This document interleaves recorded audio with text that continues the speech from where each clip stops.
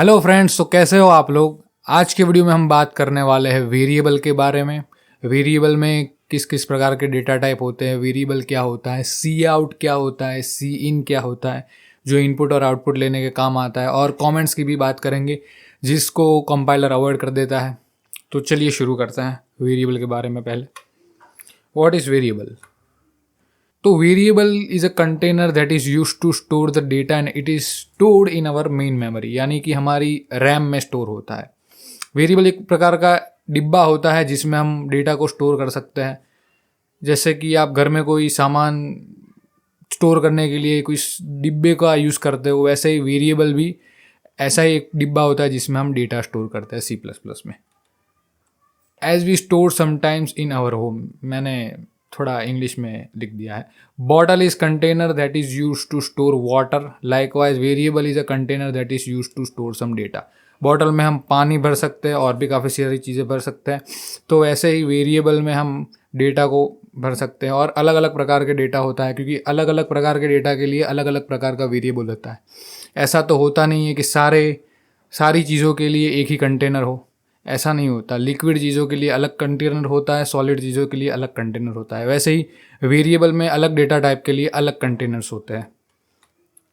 But we don't store everything in water bottle, we use different containers to store different kinds of data. ये मैंने आपको बात बताई, वही बात है। Like we store dal and chawal in some type of big container, so also in variable we don't store everything in one container. There are different types of container for different types of data values. वही बात है। दाल चावल का मुझे English नहीं आता तो मैंने दाल चावल लिख दिया यहाँ पर। आप समझ जाए यार, इंग्लिश हिंदी से कोई फ़र्क नहीं पड़ता। यहाँ पर बात आती है कोडिंग की, तब वहाँ पर आपको कॉन्सेप्ट समझना ज़रूरी है। ठीक है, चलिए आगे बढ़ते हैं। डेटा टाइप, तो डेटा टाइप की मैंने बात की। जैसे सॉलिड चीज़ों के लिए अलग कोई कंटेनर होता है और लिक्विड चीज़ों के लिए कोई अलग कंटेनर होता है, वैसे ही अलग अलग डेटा टाइप के लिए अलग अलग कंटेनर होते हैं। तो चलिए देखते हैं कौन कौन से प्रिमिटिव डेटा टाइप है, बेसिक डेटा टाइप है C++ में जो हम यूज़ करते हैं।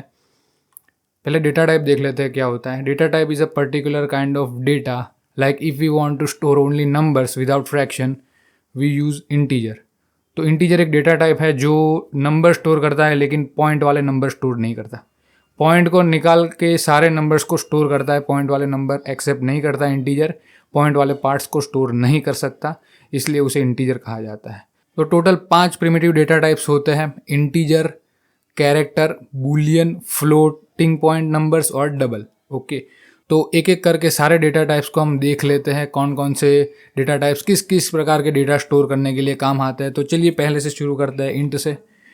लेकिन एक बात और बता दूं, we have more data type in C++। हमारे पास सिर्फ इतने 5 ही डेटा टाइप नहीं है। ये प्रिमिटिव डेटा टाइप है, ये बेसिक डेटा टाइप है, क्योंकि अभी हम बेसिक क्लियर कर रहे हैं। आपको अभी बेसिक्स आनी ज़रूरी है, तो बेसिक से ही चीज़ें बनती है आगे।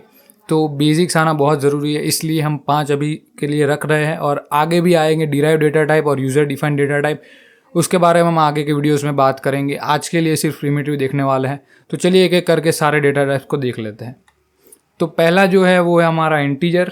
मैंने आपको बताया integer is use to store only numbers without fraction और पॉइंट।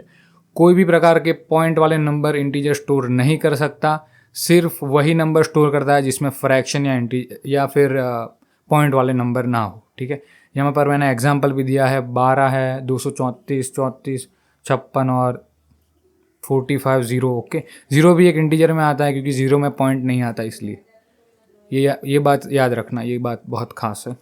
अब है फ्लोट। फ्लोट की बात, डेसिमल नंबर होता है। फ्लोट में ये नंबर स्टोर हो सकते हैं जो नंबर फ्रैक्शंस वाले हो। Float is use to store numbers with fractions और पॉइंट। ओके, तो यहाँ पर मैंने एग्जाम्पल में लिखा है सारे पॉइंट वाले नंबर आएंगे फ्लोट में, माइनस हो तो भी चलेगा। ज़ीरो में अगर पॉइंट आएगा 0.15 लिख दो, 0.50 लिख दो, कुछ भी चलेगा, लेकिन पॉइंट होना चाहिए, वो फ्लोट में चलेंगे। और float is capable of storing integers and also decimals. लेकिन अभी उसी के बारे में अभी बात नहीं करते, वरना आप कंफ्यूज हो जाओगे, यार इंटीजर तो इंट के काम आता है, तो फ्लोट क्यों हम इंट के काम ले भाई, हैं? उसके बारे में आगे बात करेंगे। अब देख लेते हैं हमारा कैर, जिसका पूरा नाम है character. Used to store only one character from keyboard. It can be number, alphabet and also special symbols. It should be enclosed with in single quote के बीच में ही आपको लिखना है जो लिखना है वो। और एग्जाम्पल में मैंने यहाँ पर दे रखा है ए बी या फिर dollar sign symbol special symbol में आता है, वो भी हम स्टोर कर सकते हैं कैरेक्टर्स में। और 5 जो नंबर है उसको भी स्टोर कर सकते हैं, और ए जो कैपिटल में है उसको भी हम स्टोर कर सकते हैं कैरेक्टर में। ओके, तो ये हो गया कैरेक्टर हमारा।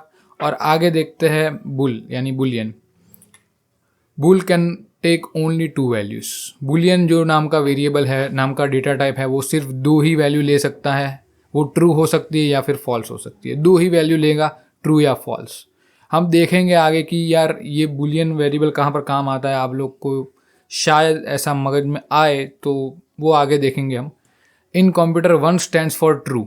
1 का मतलब होता है ट्रू, ओके, और 0 का मतलब होता है फॉल्स। ये बात बहुत याद रखना, बहुत ध्यान से अपने मगज में चिपका देना, ये बात बहुत ज़रूरी है, आगे आएगी हमारे प्रोग्राम्स में, तब हम देखेंगे। It is use to make some decisions, we will see in next videos. जैसे कि मैंने आपको बताया कि हम देखेंगे बुलियन का कब और कैसे इस्तेमाल करते हैं, और डिसीजन लेते समय कितना इम्पॉर्टेंट है बुलियन वेरिएबल। अब बात करते हैं यार डबल की। Double is also use to store numbers with fraction, part और पॉइंट्स। जैसे हमारा फ्लोट में होता है वैसा ही हमारा डबल में होता है। इसमें भी सारी पॉइंट वाली वैल्यूज़ को हम स्टोर कर सकते हैं, जैसे कि मैंने यहाँ पर एग्जाम्पल में लिखा है। तो यार बात ये आती है कि फ्लोट और डबल, इन दोनों के बीच में डिफरेंस क्या है। फ्लोट भी पॉइंट वाले नंबर को स्टोर करने के लिए कैपेबल है, और डबल भी पॉइंट वाले नंबर को स्टोर करने के लिए कैपेबल है। तो दोनों में डिफरेंस क्या है, चलिए देख लेते हैं difference. Double is capable of storing numbers with long decimal parts. It can store up to 14 digit of precision. यहाँ पर मैंने एग्जाम्पल लिखा है, यानी कि 14 डिजिट की प्रिसीजन स्टोर कर सकता है डबल। यानी कि लॉन्ग जो नंबर होते हैं जिसमें प्रिसीजन हो, यानी कि पॉइंट्स आए, तो लंबा नंबर जो होता है वो डबल स्टोर कर सकता है। फ्लोट सिर्फ 7 डिजिट स्टोर कर सकता है, 7 डिजिट की प्रिसीजन स्टोर कर सकता है, उससे लंबी हुई तो स्टोर नहीं कर सकता फ्लोट, इसलिए हम यूज़ कर देंगे डबल। तो लंबे जब डेसिमल नंबर आएंगे तब हम डबल यूज़ करते हैं, और छोटे डेसिमल्स के लिए हम यूज़ करते हैं फ्लोट, आगे देखेंगे हम। तो यही था हमारा डिफरेंस जो था वो डबल और फ्लोट दोनों डेटा टाइप्स के बीच में। अब हम देख लेते हैं रूल्स फॉर डिक्लेयरिंग वेरिएबल्स, यानी वेरिएबल डिक्लेयर करने के कौन कौन से ऐसे रूल्स होते हैं जो हमें ध्यान में रखने पड़ते हैं जब हम C++ में आते हैं तब। तो चलिए शुरू करते हैं पहले रूल से हमारे। Variables name in C++ can range from 1 to 255 characters. यानी कि C++ में वेरिएबल का नाम 255 कैरेक्टर तक का हो सकता है, यानी इतना लंबा हो सकता है। 256 हुआ तो एरर आ जाएगी, और 1 से लेकर 255 कैरेक्टर तक का लंबा नाम हम रख सकते हैं, मतलब आप अपना पूरा एड्रेस लिख सकते हो उसमें। ओके, तो वो हम देखेंगे आगे। All variable names must begin with a letter of alphabet और एन अंडरस्कोर। हर वेरिएबल का नाम या तो लेटर ऑफ अल्फ़ाबेट यानी अल्फ़ाबेट से शुरू होना चाहिए, या तो फिर अंडरस्कोर से शुरू होना चाहिए। अगर कोई भी नंबर आपने प्रयोग किया या फिर कोई भी स्पेशल कैरेक्टर प्रयोग किया तो एरर आएगी, कंपाइलर अपने हाथ खड़े कर देगा और कहेगा भाई मुझे नहीं पता ये क्या लिख रहे हो आप, मैं तो एरर दे दूंगा। तो कंपाइलर एरर दे देगा, इसलिए ये बात ध्यान में रखना। After the first initial letter variables name can also contain letters and numbers. तो पहला जो लेटर होता है वही अंडरस्कोर और अल्फ़ाबेट होना चाहिए। बीच में आप कितने भी नंबर लिख दो, कोई फ़र्क नहीं पड़ना है। तो नंबर्स अलाउड है, लेकिन पहले स्थान पे आप नंबर नहीं लिख सकते। ये रूल है हमारे C++ वेरिएबल्स का। आगे का रूल देखते हैं। Variables names are case sensitive. Case sensitive का मतलब होता है कि अगर आपने लिख दिया बिग, वो भी स्मॉल लेटर्स में, और अगर आपने वही बिग लिखा बिग लेटर्स में यानी कि कैपिटल लेटर्स में लिखा, तो दोनों चीज़ें अलग अलग है। आपने कैट लिख दिया स्मॉल लेटर्स में, और वही कैट आपने लिखा वही स्पेलिंग अगर आपने कैपिटल लेटर्स में लिख दिया, तो वो दोनों अलग चीज़ है। तो वो हम देखेंगे अभी विजुअल स्टूडियो कोड में। सारे वेरिएबल्स के रूल आपको बताऊंगा, एक एक करके हम वेरिएबल डिक्लेयर करेंगे, गलत वेरिएबल भी डिक्लेयर करेंगे, और एरर्स भी देखेंगे कि क्यों एरर आ रही है, क्योंकि हमने वेरिएबल्स का रूल ब्रेक किया है इसलिए। चलिए आगे का रूल देख लेते हैं। नो स्पेसिस और स्पेशल कैरेक्टर्स आर अलाउड। कोई भी स्पेस अलाउड नहीं है, और स्पेशल कैरेक्टर तो आप भूल ही जाओ, अंडरस्कोर आएगा, बाकी कोई भी स्पेशल कैरेक्टर नहीं आ सकता, डॉलर नहीं आ सकता, @ नहीं आ सकता, मॉड्यूल नहीं आ सकता, ठीक है।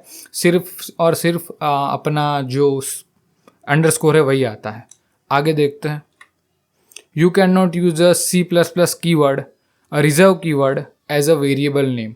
C++ में काफ़ी सारे कीवर्ड्स होते हैं, जैसे कि मैंने आगे के वीडियो में एक बताया था इंट।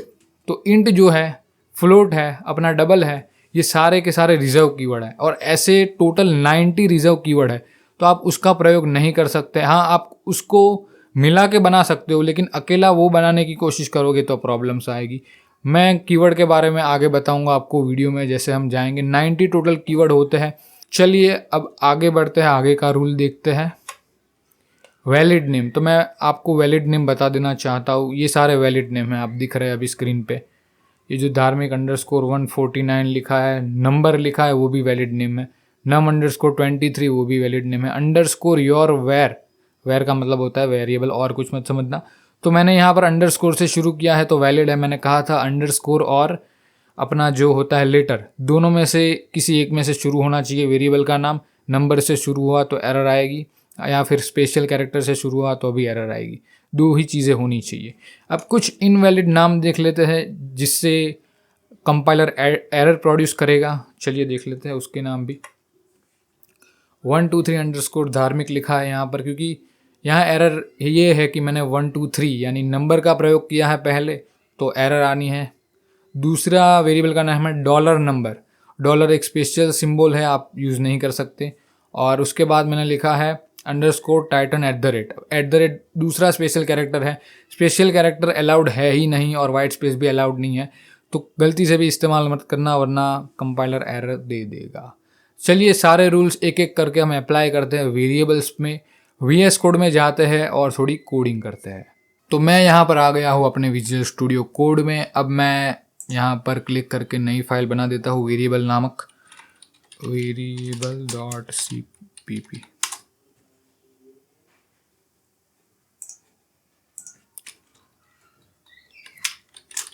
कोड लिख देता हूँ मैं पहले, जो हमने लिखा था आगे के वीडियो में।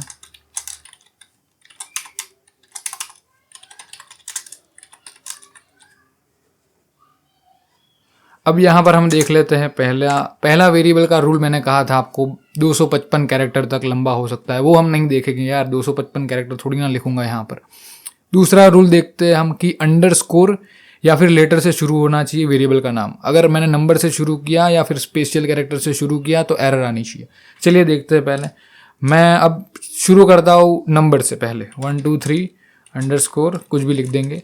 तो पहले यहाँ पर आपको डेटा टाइप लिखनी पड़ती है। इंटीजर मैं लिखूंगा डेटा टाइप, और उसके बाद आप नेम लिख सकते हो। ओके, यहाँ पर मैं लिखता हूँ धार्मिक, मेरा नाम लिख देता हूँ। और अब मैं इसे Ctrl+S करके रन करता हूँ, देखते हैं क्या एरर आती है। इसे बंद कर देते हैं। तो देखो यहाँ पर एरर आ गई है, आप देख सकते हो यहाँ पर एरर क्या आ रही है कि यहाँ पर 123 से शुरू किया इसलिए एरर आ रही है। अगर मैं 123 हटा दूँ तो सिर्फ अंडरस्कोर रह जाएगा, जिससे हम शुरू कर सकते हैं। देखते हैं मैं, देखो यहाँ पर कंपाइल हो गया है, कोई भी एरर नहीं आई है, क्योंकि यहाँ पर हमने अंडरस्कोर से शुरू किया था, जो बिल्कुल ही वैलिड है। तो चलिए फ्रेंड्स, अब हम दूसरा रूल देखते हैं, जहाँ पर हमें स्पेशल कैरेक्टर डालना है। अगर मैंने स्पेशल कैरेक्टर कोई भी प्रयोग किया अंडरस्कोर के सिवाय तो एरर आनी चाहिए। यहाँ पर मैं लिख देता हूँ पहले डेटा टाइप का नाम। पहले आपको हमेशा डेटा टाइप का नाम लिखना है। मैंने डेटा टाइप समझा दिए है आपको, इंटीजर का क्या है। अगर समझ नहीं आया तो फिर से वीडियो देख लेना, आपको मेरी गारंटी है कि समझ आ जाएगा। अब इंटीजर करके हम देखते हैं। यहाँ पर मैं डॉलर और मॉड्यूलो लिख के कुछ भी डाल देता हूँ। चलो मॉड्यूलो छोड़ो, @ डाल देता हूँ। और यहाँ पर Ctrl+S करके मैंने सेव किया और अब रन करता हूँ। देखना अब एरर आएगी। तो देखो फ्रेंड्स, यहाँ पर एरर आ गई है। यहाँ पर मैंने @ का प्रयोग किया तो एरर आ गई है, तो इसलिए यहाँ पर हमें हटा देना चाहिए ये चीज़ें। अब बहुत हो गई बातें वेरिएबल के रूल्स की। अब हम करने वाले हैं डेटा को असाइन, कि वेरिएबल में कैसे डेटा असाइन करते हैं और उसे कैसे स्क्रीन पे प्रिंट करते हैं। तो पहला मैं यहाँ पर वेरिएबल बनाना चाहूँगा नंबर नाम का। चलिए नंबर नाम का वेरिएबल बना देता हूँ और यहाँ पर मैं डेटा डाल देता हूँ। कुछ भी डेटा डाल सकते हो आप यहाँ पर, लेकिन मैं इंटीजर डालना चाहूँगा क्योंकि इंटीजर टाइप का वेरिएबल है। नंबर = कर देता हूँ 15। तो 15 जो वैल्यू है वो नंबर में असाइन हो जाएगी। ये सिंटैक्स है वेरिएबल डिक्लेयर करने का और इनिशियल करने का। पहली बार जब हम वैल्यू असाइन करते हैं कोई भी वेरिएबल को तो उसे इनिशियलाइजेशन कहते हैं, तो इसे इनिशियलाइजेशन भी कह सकते हैं।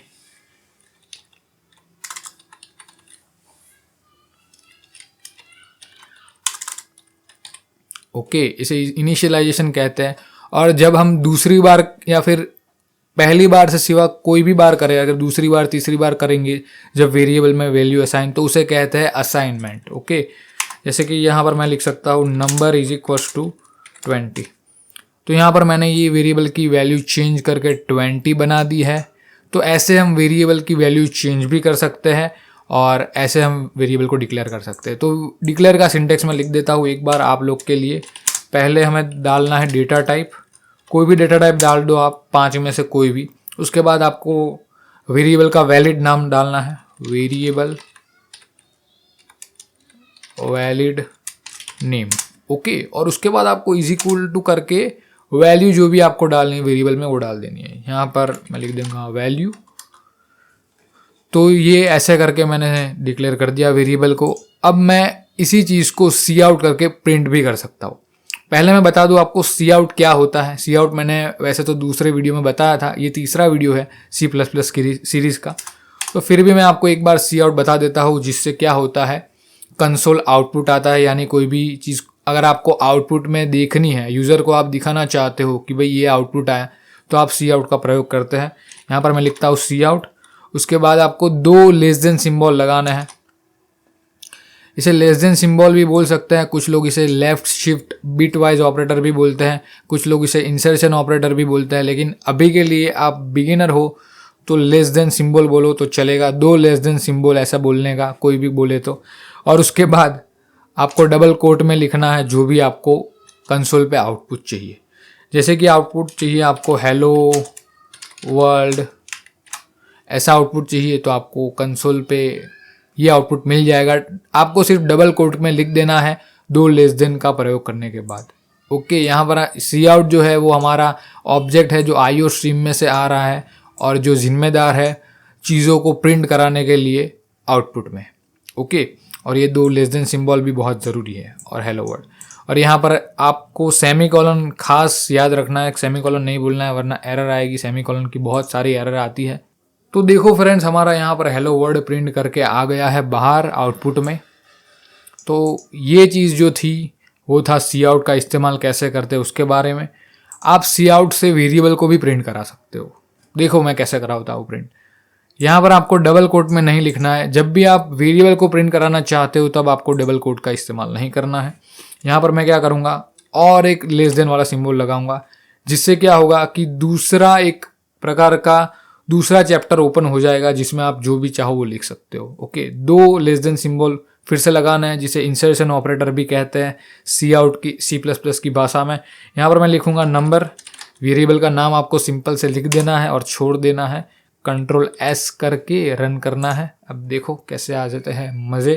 तो देखो यहाँ पर हेलो वर्ड के बाद में यहाँ पर 20 प्रिंट करके आ गया है।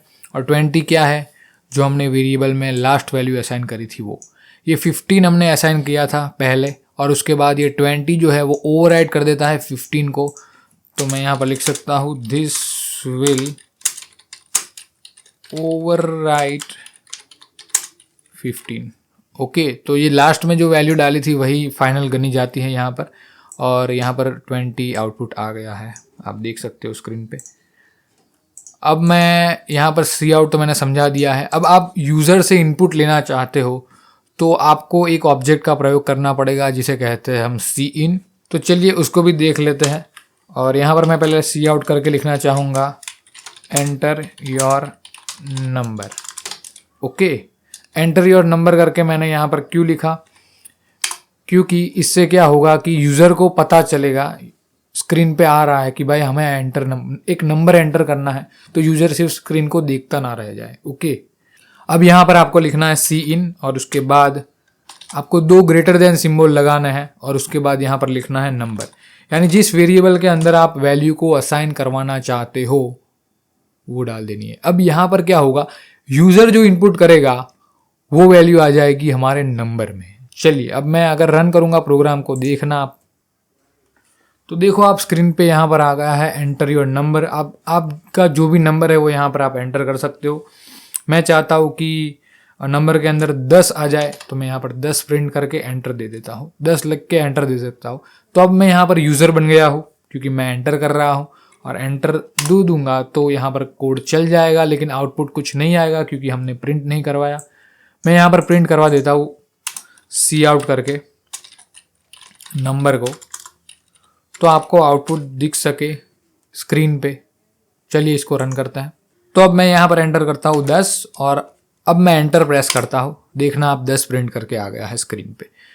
तो ये था हमारा यूज़र से कैसे इनपुट लेते हैं और उस इनपुट को कैसे हम वेरिएबल नामक डब्बे में डालते हैं, और उसे डब्बे को कैसे खोलकर फिर से हम चीज़ों को निकाल सकते हैं। इसे डिलीट कर देता हूँ यार। लेकिन यहाँ पर क्या हो रहा है, जब भी मैं प्रोग्राम रन कर रहा हूँ तो ये सारी चीज़ें एक ही लाइन में आ रही है। तो अगर आपको कोई लाइन ब्रेक चाहिए जब भी आपको आउटपुट में, तो यहाँ पर आपको लिखना पड़ता है एंड एल बेसिकली क्या करता है, आपकी लाइन को ब्रेक कर देता है, और जो भी सारी चीज़ें होती है उसके बाद जो भी आपने सी आउट लिखा है वो सारी चीज़ें एक नई लाइन से शुरू हो जाती है। तो क्या है, चीज़ें आपको और साफ नज़र आती है।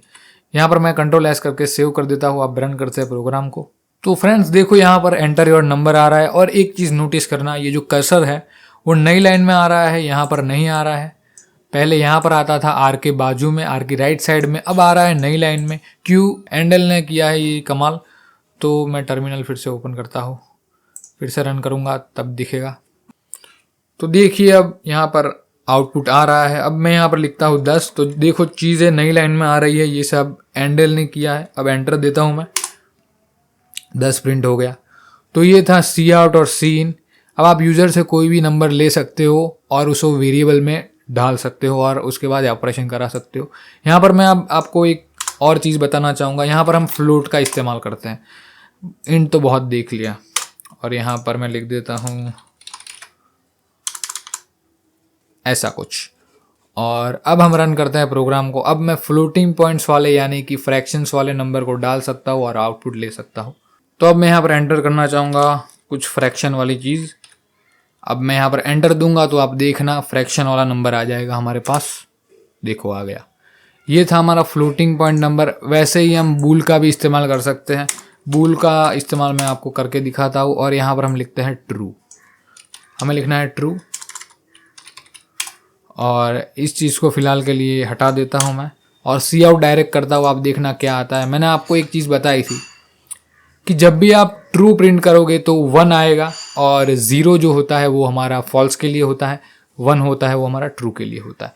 तो देखना क्या आता है हमारा आउटपुट, 1 आएगा आउटपुट देखना। तो देखो यहाँ पर 1 आउटपुट आ गया है हमारा, आप देख सकते हो स्क्रीन पे।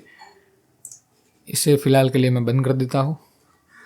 तो फ्रेंड्स अब मैं आपको एक चैलेंज देना चाहता हूँ। आप इसे सॉल्व करने की कोशिश करना खुद से। अगर नहीं सॉल्व होता तो कोई बात नहीं, मैं सॉल्व कराने वाला हूँ इस वीडियो में। लेकिन अगर सॉल्व हो सके तो खुद से करना, और उसके बाद कमेंट में डाल देना जो भी आपका आंसर है वो। तो मैं यहाँ पर लिखता हूँ क्वेश्चन, आपको सॉल्व करना है। तो यहाँ पर आपको क्या करना है, यूज़र से एक नंबर लेना है इनपुट में, और उसको 100 से मल्टीप्लाई करने के बाद उसी वेरिएबल में आपको असाइन कर देनी है वैल्यू, और उसके बाद आपको देना है आउटपुट। मैं 2 सेकंड के लिए रुकता हूँ, आप वीडियो को पॉज करो और अपने खुद से सॉल्व करने की कोशिश करो। अगर नहीं हो पाए तो कोई बात नहीं, वीडियो को स्टार्ट कर देना, मैं सॉल्यूशन देने ही वाला हूँ। तो आई होप फ्रेंड्स आपसे सॉल्व हो गया होगा। बहुत ही ईजी प्रॉब्लम था। अगर नहीं हुआ तो कोई बात नहीं, आप अभी शुरुआत ही की है आपने, तो काफ़ी बार नहीं हो पाता, तो कोई बात नहीं। तो यहाँ पर मैं लिखता हूँ इंट, और लिखता हूँ नंबर। नंबर नाम का वेरिएबल मैंने बना दिया है। अब मैं क्या करूँगा, यूज़र से इनपुट में लूँगा, तो हमें सी आउट का इस्तेमाल करेंगे। यहाँ पर मैं लिखूँगा enter your number and L, और उसके बाद सीन करके मैं ये वैल्यू ले लूँगा नंबर में। उसके बाद सेमीकोलन लगा देंगे हम अपने, और उसके बाद नंबर में हम 100 से मल्टीप्लिकेशन करेंगे। तो यहाँ पर मैं करना चाहूँगा number is equals to, is equals to operator जो होता है वो असाइन करता है चीज़ों को, नंबर में असाइन करता है वैल्यू को। तो लेफ़्ट साइड में वो वेरिएबल का नाम होता है जिसमें आप सारी चीज़ें को असाइन करना चाहते हो, और राइट साइड आपकी वैल्यू होती है। तो असाइनमेंट का सिंटेक्स ये है, लेफ्ट साइड होता है वेरिएबल का नाम और इक्वल टू करके राइट साइड आपको लिखना है जो भी आप वैल्यू असाइन करना चाहते हो वो। अब मैं यहाँ पर क्या वैल्यू असाइन करना चाहता हूँ, मैं यहाँ पर इस नंबर को ही 100 से मल्टीप्लिकेशन करके उसे अपने आप में ही असाइन करना चाहता हूँ। तो number is equals to number तो है वही, और इनटू यानी स्टार का यहाँ पर यूज़ होगा।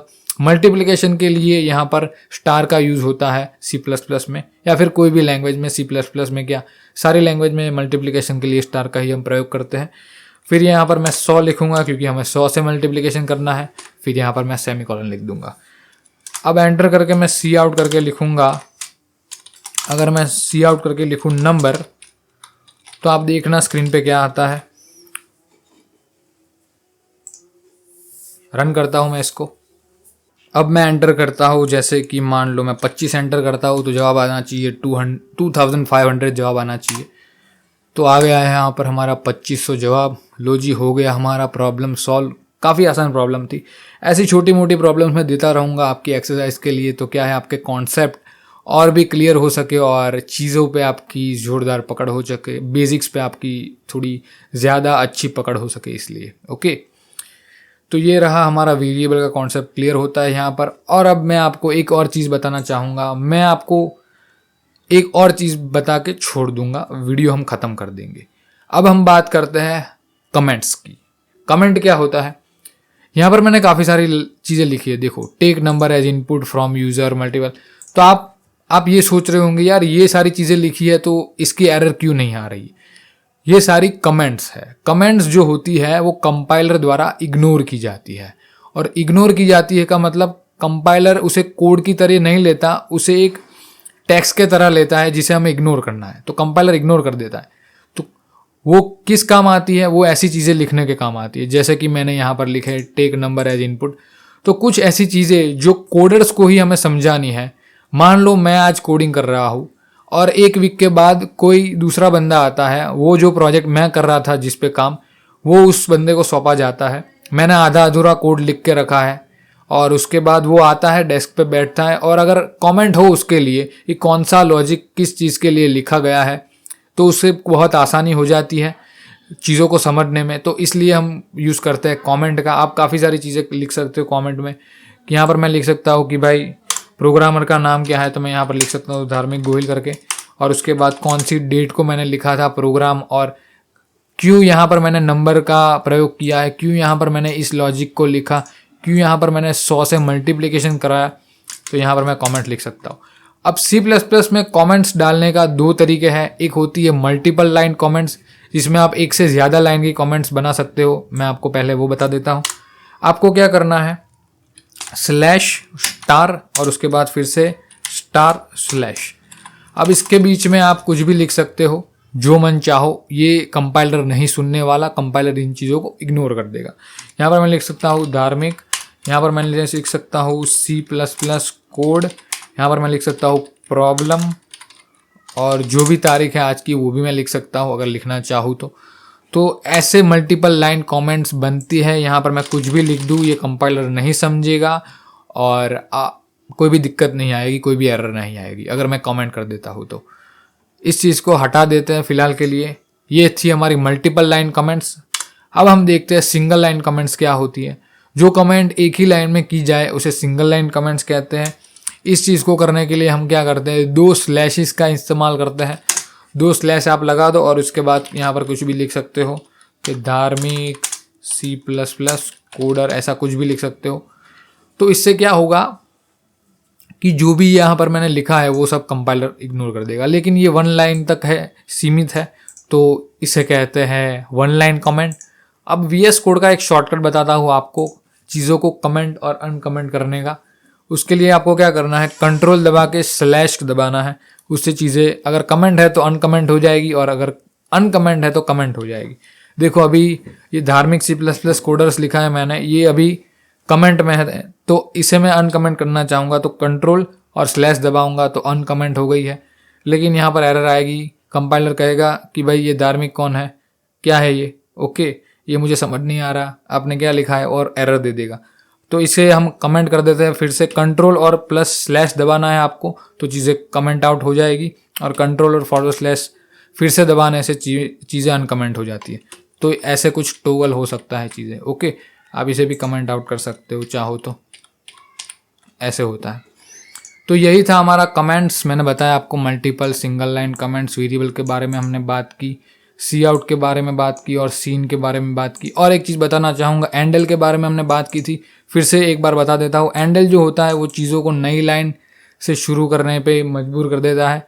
तो ये जो है एंडल का प्रयोग है, उससे चीज़ें और भी खूबसूरत हो जाती है और बहुत ही स्मूथली आपको दिखता है स्क्रीन पे जो भी लिखा जाता है वो। तो आज के वीडियो के लिए इतना ही गाइज। आगे वाले वीडियो में हम और कुछ देखेंगे और भी प्रॉब्लम सॉल्व करेंगे और कोडिंग करेंगे, कंपाइलर्स बनाएंगे। Thank you for watching this video. I hope आपको वीडियो पसंद आया होगा। सब्सक्राइब कर देना, मैं बहुत मेहनत करता हूँ यहाँ पर वीडियो बनाने के लिए। Thank you for watching this video. Share करना अपने फ्रेंड्स के साथ, अपनी गर्लफ्रेंड्स के साथ, जिसे भी शेयर करना है उसको। Bye bye, Tata.